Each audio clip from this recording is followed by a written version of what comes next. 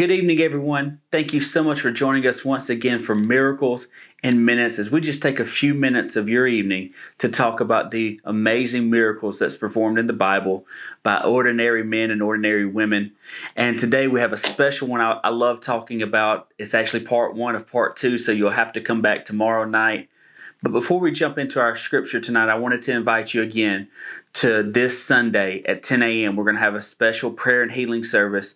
We are so looking forward to this service. We're looking forward to being able to worship in person with you, but we're also looking forward to what God is going to do, the presence that He's going to pour out, and also the miracles, signs, and wonders that we are going to see. So bring those that you know that are sick, that are hurting, that are lonely, that are depressed, that are having mental battles, that are having self-doubt issues, that are having physical illnesses and sicknesses, and we want to see God touch their lives. And then next Sunday, don't forget again, June 6th, we're going to have our Family and Friends Day. Service starts at 10. Immediately following that, we're going to have games. We're going to have inflatables. We're going to have putt-putt. We're going to have all kind of events going on. We're going to have free food set up for you. So come and hang out with us that day. Invite your family and friends. And we are looking forward to the next couple of weekends and worshiping with you and seeing what God is going to do.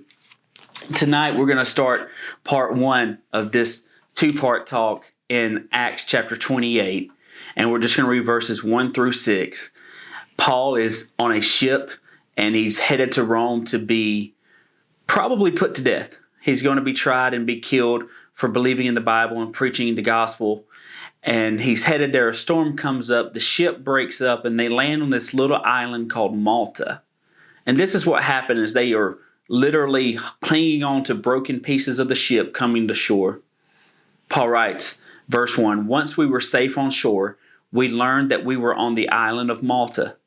Verse 2, "The people of the island were very kind to us. It was cold and rainy, so they built a fire on the shore just to welcome us."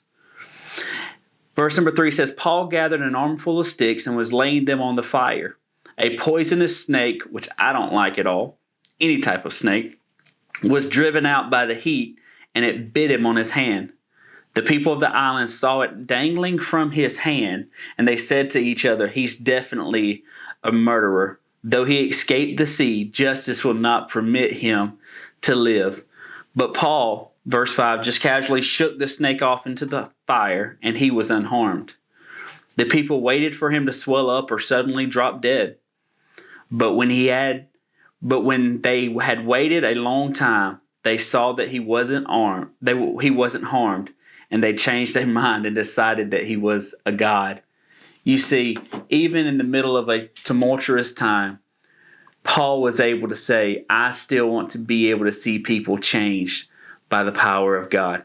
His miracle, you'll see what happens tomorrow because of this miracle. But I wanted you to know that it doesn't matter if it's a physical attack, if it's a spiritual attack. It doesn't matter if it's a mental attack.